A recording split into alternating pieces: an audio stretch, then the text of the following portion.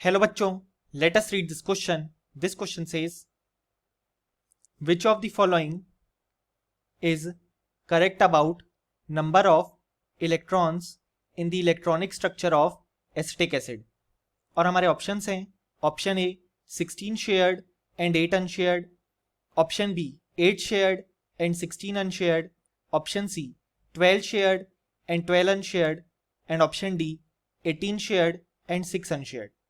सो इस क्वेश्चन को सॉल्व करने के लिए हमें जो की कंसेप्ट रिक्वायर्ड होगा वो है electronic structure of acetic acid.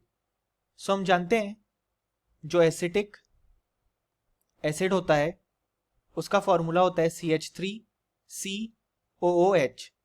अब अगर हम इसका स्ट्रक्चर ड्रॉ करें तो वो होगा कुछ इस तरीके से C, देन यहाँ पे 3 हाइड्रोजन होंगे, देन इससे अटैच्ड एक carbon, then double bond oxygen and OH. So अब अगर हम देखें तो यहाँ पे सबसे पहले हम शेयर्ड इलेक्ट्रॉन्स काउंट करेंगे.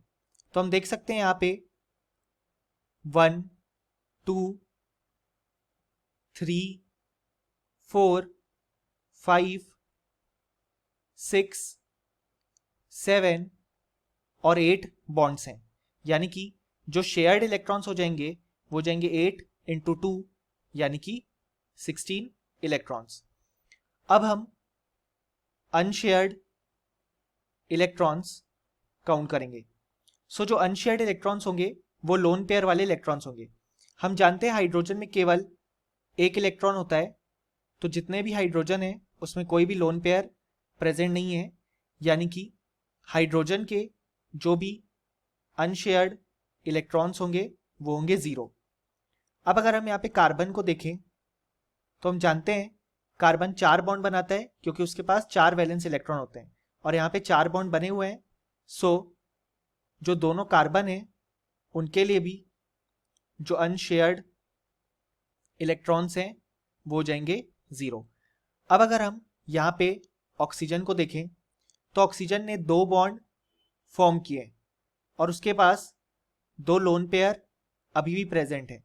सो इस ऑक्सीजन के लिए जो अनशेयर्ड इलेक्ट्रॉन्स हो गए वो हो गए 4.